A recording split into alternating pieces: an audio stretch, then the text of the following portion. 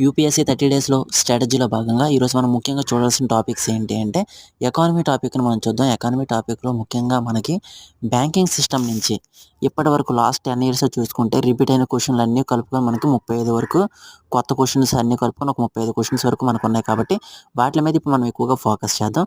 ముఖ్యంగా banking system మనం చదవాల్సింది ఏంటి అంటే, బ్యాంకింగ్ సిస్టమ్‌లో కన్నా అసలు బ్యాంక్స్ అనేవి భారతదేశంలో మొదట ఎప్పుడు ఏర్పడ్డాయి? ఎలా ఏర్పడ్డాయి? ఓకే. వాటిలో ఉన్న ముఖ్యమైన కమిటీలేంటి? మొదటగా ఉన్న బ్యాంక్స్ ఏంటి? ఆ బ్యాంక్స్ ఎలా స్థాపించారు? ఆ బ్యాంక్స్ కమర్షియల్ బ్యాంక్సా? నార్మల్ బ్యాంక్సా?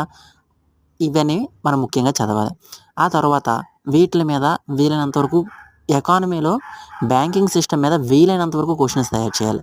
ఓకే. అవి ఎక్కువైపోయినా పర్లేదు. వీలైనంత చిన్నవి, పెద్దవి అని చూడకుండా అన్ని రకాలుగా ఆర్ఆర్‌బీ కావచ్చు, యూపీఎస్సీ అన్ని రకాలుగా ఉపయోగపడే విధంగా క్వెషన్స్ అనేవి ఎక్కువగా తయారు చేయాలి. ఆ తర్వాత మనం చూసుకుంటే తర్వాత మనం చదవాల్సింది ఏంటి అంటే, ఆ తర్వాత మనం ముఖ్యంగా చదవాల్సింది షెడ్యూల్ బ్యాంక్స్ అంటే ఏంటి? కమర్షియల్ బ్యాంక్స్ అంటే ఏంటి? ఓకే. షెడ్యూల్ బ్యాంక్‌ని ఏ విధంగా చూస్తారు? కమర్షియల్ బ్యాంక్‌ని ఏ విధంగా చూస్తారు? కమర్షియల్ బ్యాంక్‌గా చూడాలంటే ఏటుండాలి? షెడ్యూల్ బ్యాంక్‌గా చూడాలంటే ఏముండాలి? ఇవి చూడాలి. అంతేకాకుండా తర్వాత కమర్షియల్ బ్యాంకు, షెడ్యూల్ బ్యాంకు ఇవన్నీ కాకుండా ఎన్‌బీఎఫ్‌సీ ఉంటాయి. ఓకే. Non financial banks. అసలు ఈ నాన్ ఫైనాన్షియల్ బ్యాంక్స్ అంటే ఏంటి? ఓకే. ఈ బ్యాంకింగ్ సిస్టమ్‌ని ఆర్‌బీఐ ఎలా రూల్ చేస్తుంది? ఓకే. ఇవన్నీ చూడాలి. అంతేకాకుండా ఆర్‌బీఐ ఏదైతే ఉందో ఇది కమర్షియల్ బ్యాంకుల్ని, షెడ్యూల్ బ్యాంకుల్ని ఏ విధంగా విడదీస్తుంది? ఓకే. అంతేకాకుండా అక్కడున్న పాలిసీస్ ఏంటి? ఓకే. డిపాజిట్స్ ఏ బ్యాంక్స్ తీసుకుంటాయి? డిపాజిట్స్ ఏ బ్యాంక్ తీసుకోకూడదు? ఇవన్నీ కీ పాయింట్స్. వీటిని మనం బాగా చదవాలి.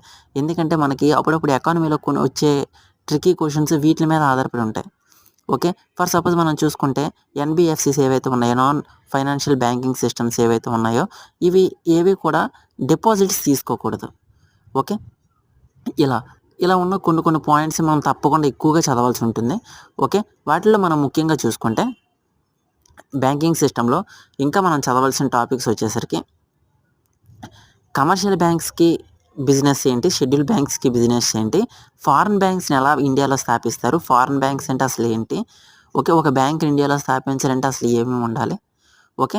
ఇవన్నీ అలా బ్యాంకింగ్ సిస్టమ్ ఉన్న ప్రతి ఒక్క పాయింట్‌ని పిన్ టు పిన్ మనం చదవాల్సి ఉంటుంది. ఓకే.